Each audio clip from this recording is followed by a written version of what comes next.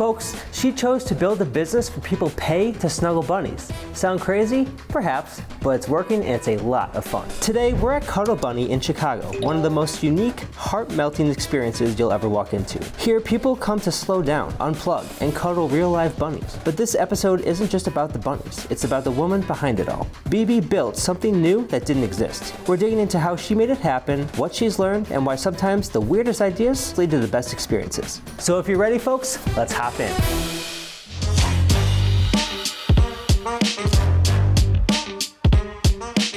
Folks, welcome back to another episode of The Locals. My name is Ryan Glatzhofer and I'm spotlighting courageous entrepreneurs. Please join me in welcoming BB from Cuddle Bunny in Chicago. BB, thank you for having me. I appreciate it. Thank you.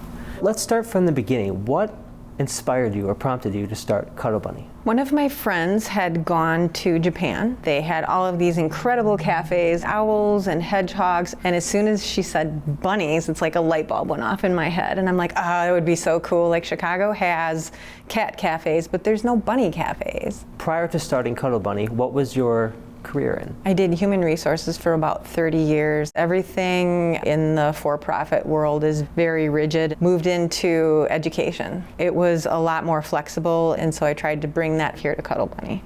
What were some fears, if any, that you had when trying to get it up and running? That nobody was going to come. I put pretty much every penny that I had saved into this business, and if it didn't succeed, I would have been financially devastated. Where do you get the bunnies? The vast majority of them are owner surrenders. We've rescued over 30 bunnies. People realize that they're more like cats and they require a lot of attention, and also they're considered exotic animals. Okay. Unlike dogs and cats, so you have to take them to a specialized vet, which tends to be more expensive. What was the journey opening Cuddle Bunny here in Chicago to Schaumburg, and why you expanded? I wanted to have several different lines of income: retail space, therapeutic bunny interactions, and we had events. Boarding was also a very small part of our business. I did not realize how many people in Chicago had bunnies. People needed some place to take them when they traveled out of town. We started out with a very small boarding space. We were constantly turning people away, and I didn't want to do that anymore. Could you share a mistake that you've made that you were able to learn,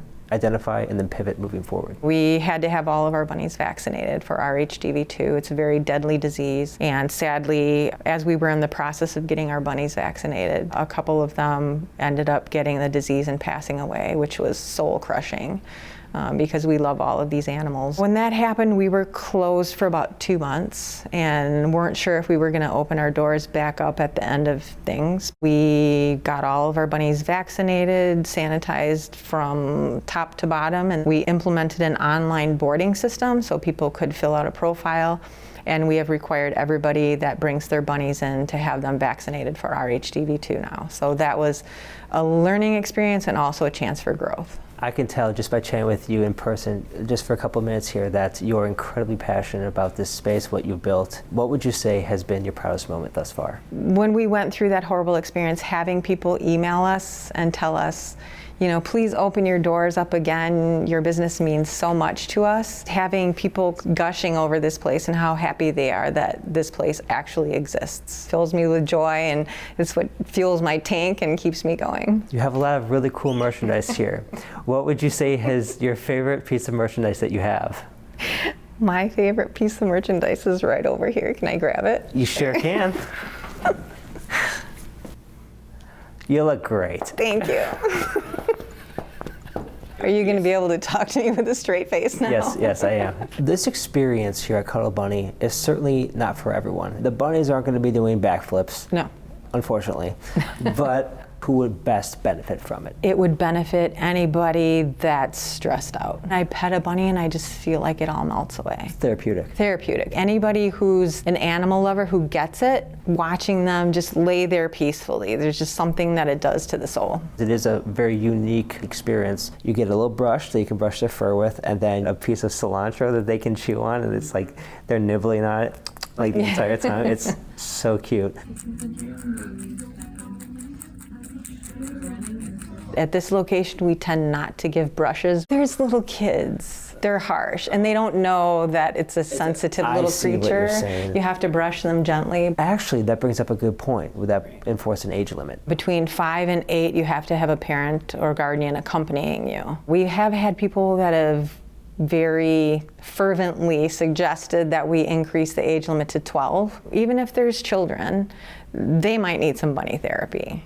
So we don't want to make it so you have to be 12 years old before you can come in. Making a blanket rule when it's really case by case, and one experience might sour it for the rest. Right. Can you tell me more about the bunny community here? They all have names, they all have their own personalities. We have our yoga bunnies. We have Rex and Lola. Rex is our second biggest bunny. He's about 12 pounds. He's joined by our smallest bunny, little Lola. And then there's Pepe, who's named after Pepe Le Pew. He loves all people and all other bunnies. We have Fiona and Lil Bear. We have another completely different cast of characters that are primarily up just for interactions. I understand it's like choosing children, but who is your favorite?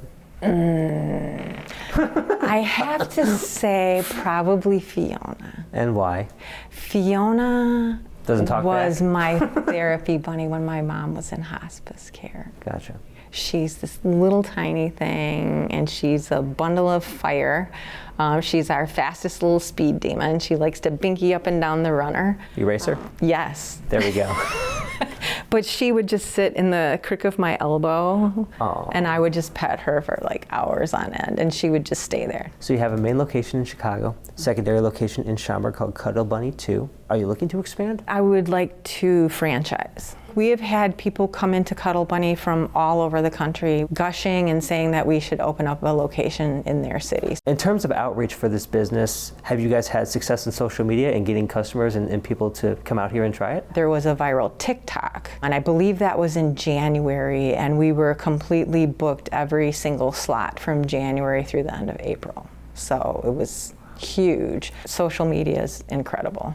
It can also be incredibly frustrating too. It's in my opinion, a double-edged sword, which is kind of ironic because when I think of social media, I think of the opposite of Cuddle Bunny. It's not therapeutic at all because you can get really sucked in some nasty comments. Yeah. Don't get me wrong, it is an unbelievable tool if used in the right way, but it can also kind of have some backlash. Yeah, when we went through the whole RHDV2, we call it the debacle. To add insult to injury, there were people that were just coming at us. I feel like if you're not a strong person and some of that happens, could have devastating consequences. But you made it through with a smile on their face and her favorite merch on her head.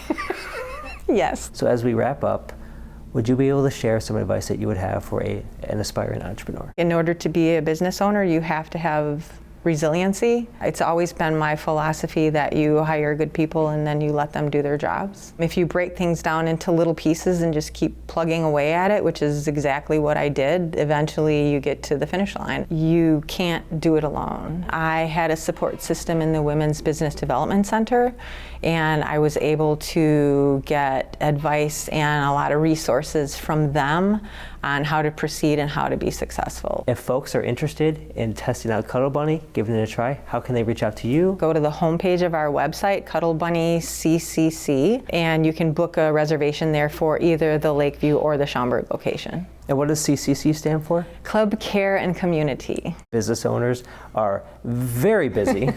Thank you very much. I appreciate your time. Yeah, you're welcome. Thank you. And folks, that does it for another episode of The Locals. Interested in more content like this with courageous entrepreneurs? You know what to do. Hit that subscribe button, and we'll see you next time. Thank you very much. Thank you.